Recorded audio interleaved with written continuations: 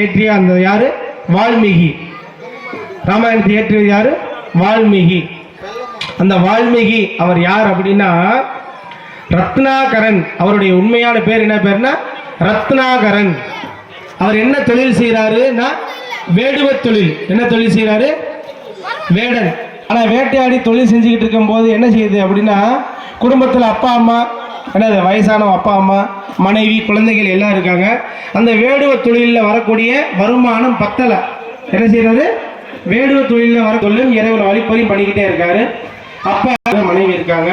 வேடுவ தொழிலில் எனக்கு வருமானம் பத்தலை, குடும்பத்தை சரிவர நடத்துறதுக்கு என்னுடைய தேவைகளை பூர்த்தி பண்ணுவதற்கு முடியலை, ஆகவே நான் அந்த வழிப்பறி பண்றேன்.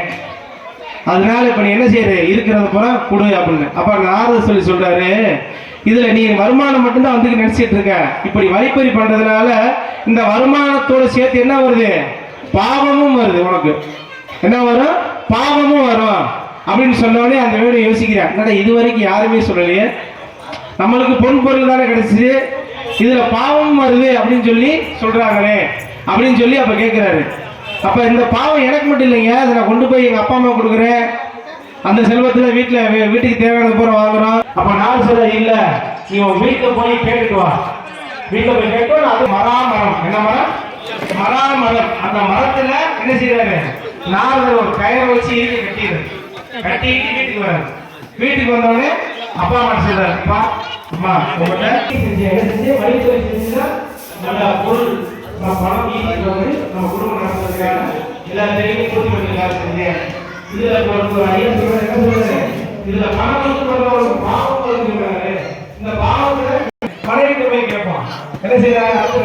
மனைவிட்டு போய் கேட்கிறாரு, அம்மா இந்த மாதிரி ஒரு முடிவு வந்தார், வந்து என்ன சொல்றாரு, இந்த மாதிரி வழிப்பறி பண்றதுல பாவம் தான் கிடைக்கும் சொல்றாரு. இந்த பாவத்துல நீ பங்கு வாங்கிக்கலாமா? இந்த பாவத்துல உனக்கு வந்திருக்கல அப்படின்னு சொல்லும் போது அந்த அம்மா என்ன சொல்றாங்க?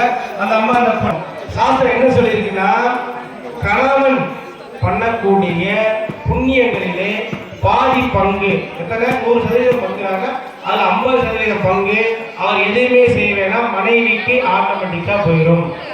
என்ன செய்யணும்? கணவன் பண்ணக்கூடிய புண்ணியத்தினுடைய பலன் பாதியானது மனைவிக்கு ஆட்டோமேட்டிக்கா, நீங்க கொடுக்க மாட்டேன்னு சொல்ல கூட முடியாது, ஆட்டோமேட்டிக்கா போயிடும். ஆனால் கணவன் பண்ணக்கூடிய தவறு பாவமானது யாருக்கு?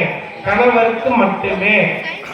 அது என்னங்க? புண்ணியம் மட்டும் பண்ணா அந்த புண்ணியம் கணவனுக்கு பாதி வருமானம் கிடையாது, பாதி ஆட்டோமேட்டிக்கா சொல்லவே தேவையில்லை, அந்த பாவத்துல பாதி கணவருக்கு சேர்ந்துரும் அப்படின்னு நம்ம சொல்லி சாஸ்திரத்தை சொல்லிடுறோம்.